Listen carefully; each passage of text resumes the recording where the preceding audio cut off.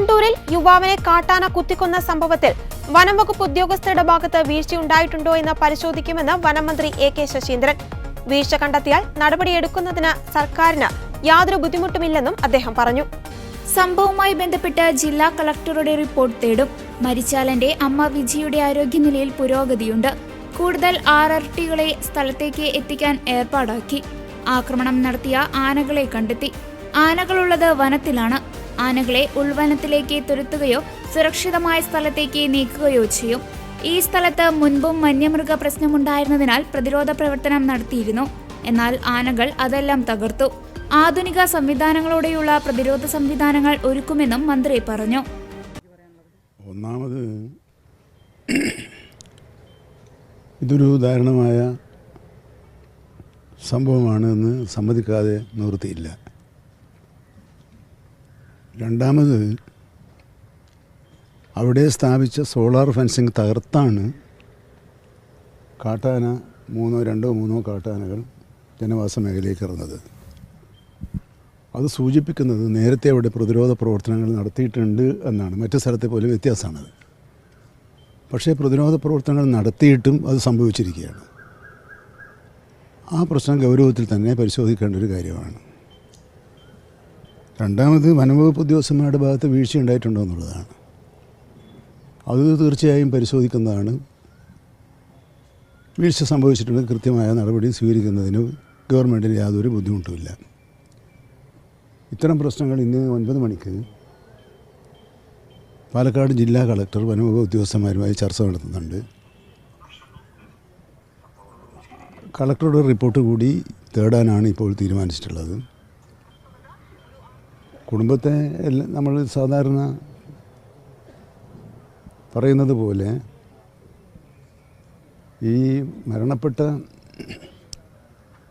ചെറുപ്പക്കാരൻ്റെ അമ്മ വിജി തൃശ്ശൂർ മെഡിക്കൽ കോളേജിൽ ചികിത്സയിലാണ്. പുരോഗതി ഉണ്ടെന്നാണ് മനസ്സിലാക്കാൻ വേണ്ടി കഴിഞ്ഞിട്ടുള്ളത്.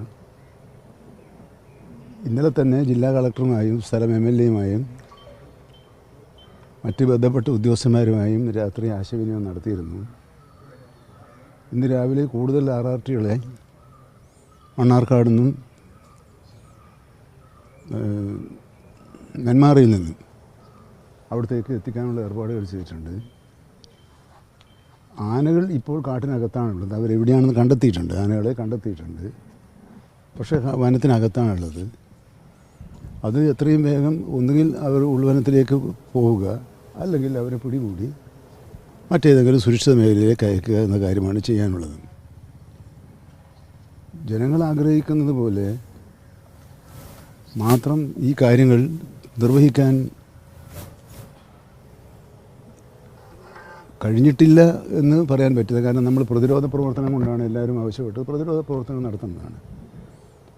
ഈ സ്ഥലത്ത് പ്രതിരോധ പ്രവർത്തനം ഉണ്ടായിരുന്നു. കാരണം നേരത്തെ പ്രശ്നമുള്ള ഒരു പ്രശ്നബാധിത പ്രദേശമായി കണക്കാക്കിയാണ് പ്രതിരോധ പ്രവർത്തനങ്ങൾ നടത്തിയത്. പക്ഷെ അതും തകർത്തുകൊണ്ട് ഇപ്പോൾ നമ്മൾ മാറാൻ പോകുന്നത് ഹാങ്ങിങ് സോളാർ ഫെൻസിങ്ങിലേക്കാണ്. കാരണം ഇങ്ങനെ ആനകളെ ചവിട്ടി പൊട്ടിക്കുന്നത് കൊണ്ടാണ്. അപ്പോൾ വന്യമൃഗങ്ങളെ പ്രതിരോധിക്കാൻ നമ്മൾ നടത്തുന്ന ശ്രമങ്ങളൊന്നും തന്നെ അത് പൂർണ്ണമായ ഒരു പ്രതിഫലനം ഉണ്ടാകുന്നില്ല. നമ്മൾ നിരവധി പരീക്ഷണങ്ങൾ നടത്തി. മതിലുകൾ സ്ഥാപിച്ചു, ട്രെഞ്ചിങ് നടത്തി, ഫെൻസിങ് നടത്തി. ഇപ്പം നമ്മൾ പരീക്ഷിക്കുന്നത് കഴിഞ്ഞ ദിവസം ഞാൻ പറഞ്ഞതുപോലെ എലി ഫെൻസിങ് എന്ന ഒരു പുതിയ സങ്കേതം കണ്ടെത്തിയിട്ടുണ്ട്. ആ സങ്കേതം പരീക്ഷണാർത്ഥം വയനാട് ജില്ലയിലെ 2 സ്ഥലത്ത് നടത്തുന്നുണ്ട്. അത് വിജയകരമാണെന്ന് കണ്ടാൽ ഭാരിച്ച സാമ്പത്തിക ബാധ്യത ഉള്ളതാണെങ്കിലും മനുഷ്യജീവന് ഉള്ള വിലയേക്കാൾ വലിയ വിലയൊന്നുമല്ലല്ലോ അത് എന്നതുകൊണ്ട് അത് സംബന്ധിച്ച് കൂടുതൽ വ്യാപകമായി അത് ഏർപ്പെടുത്താൻ സാധിക്കുന്ന കാര്യമാണ് അടിയന്തരമായും ആലോചിക്കുക. അങ്ങനെ ഒരു സമാധാന അന്തരീക്ഷം അവിടെ ഉണ്ടാക്കാനുള്ള ചർച്ചകൾ ജില്ലാ കളക്ടർ നടത്തി പരിഹാരം കാണാനുള്ള ശ്രമം നടത്തും. നാട്ടുകാരോട് പറയുന്നത് ഈ അവിടെ കാട്ടാന ഇറങ്ങിയെന്ന് അറിഞ്ഞിരുന്നെങ്കിലും വനം വകുപ്പ് അതിൽ മുന്നറിയിപ്പ് സംവിധാനം അവിടെ ഒരുക്കിയില്ല എന്ന് പറയുന്നത്. അതുകൊണ്ട് മാത്രമാണ് അല്ല, അതാണല്ലോ ഞാൻ പറഞ്ഞത്. വീഴ്ച പറ്റിയോന്നുള്ള പരിശോധിക്കാം. അത് നമ്മൾ അത്തരം ഒരു ആക്ഷേപത്തെ തള്ളിക്കളയണ്ടല്ലോ. ജനങ്ങളിൽ നിന്നും ഉയർന്നു വരുന്ന ചോദ്യങ്ങളും സംശയങ്ങളും ക്ഷമയോടെ കേട്ട് അത് പരിഹാരം കാണുകയാണല്ലോ ഭരണകൂടത്തിൻ്റെ ചുമതല. ആ ചുമതലകൾ കൃത്യമായി തന്നെ നിർവഹിക്കുന്നതാണ്. വീട്ടിലേക്ക് നടന്നു പോകുകയായിരുന്ന അമ്മയ്ക്കും മകനും നേരെ ഇന്നലെ വൈകിട്ടാണ് കാട്ടാന ആക്രമണമുണ്ടായത്. കയറംകോടം കണ്ണാടൻ ചോല അത്താണിപ്പറമ്പിൽ കുളത്തിങ്കൽ ജോസഫ് മാത്യുവിന്റെ 23 വയസ്സ് പ്രായമുള്ള മകൻ അലൻ ജോസഫാണ് മരിച്ചത്. അലന്റെ അമ്മ വിജിക്ക് ഗുരുതരമായി പരിക്കേറ്റു. ഇവരെ ആദ്യം ജില്ലാ ആശുപത്രിയിലും പിന്നീട് തൃശൂർ മെഡിക്കൽ കോളേജ് ആശുപത്രിയിലും പ്രവേശിപ്പിച്ചു. കൊല്ലത്ത് സ്വകാര്യ സ്ഥാപനത്തിൽ ജോലി ചെയ്യുന്ന അലൻ ഞായറാഴ്ചയാണ് നാട്ടിലെത്തിയത്. അതേസമയം പുറത്തുവന്ന പോസ്റ്റ്മോർട്ടം റിപ്പോർട്ടിൽ അലന്റെ നെഞ്ചിനെ ഗുരുതര പരിക്കേറ്റിരുന്നുവെന്ന് പറയുന്നു. ആനക്കൊമ്പ് നെഞ്ചിനകത്ത് കുത്തിക്കയറിയിരുന്നു. വാരിയെല്ലുകൾ തകർന്നിട്ടുണ്ട്. ആന്തരിക രക്തസ്രാവം സംഭവിച്ചുവെന്നും പോസ്റ്റ്മോർട്ടം റിപ്പോർട്ടിലുണ്ട്. കാലിലും കൈയിലും നിസ്സാര പരിക്കുകളാണുള്ളത്. അതിനിടെ യുവാവ് കൊല്ലപ്പെട്ടതിൽ ബന്ധുക്കളും നാട്ടുകാരും വൻ പ്രതിഷേധവുമായി രംഗത്തെത്തി. അലന്റെ അമ്മയുടെ ചികിത്സയ്ക്ക് പണം നൽകുന്നത് ഉൾപ്പെടെയുള്ള ആവശ്യങ്ങൾ അംഗീകരിക്കും വരെ പോസ്റ്റ്മോർട്ടം ചെയ്യാൻ അനുവദിക്കില്ലെന്നറിയിച്ച് മോർച്ചറിക്ക് മുന്നിലായിരുന്നു പ്രതിഷേധം.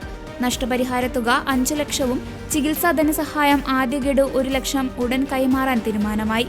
അതേസമയം വനംവകുപ്പിന്റെ ഭാഗത്ത് വീഴ്ചയുണ്ടായിട്ടുണ്ടോ എന്ന് പരിശോധിച്ച് റിപ്പോർട്ട് സമർപ്പിക്കാൻ ചീഫ് വൈൽഡ് ലൈഫ് വാർഡനെ വനം വകുപ്പ് മന്ത്രി AK ശശീന്ദ്രൻ നിർദ്ദേശം നൽകി.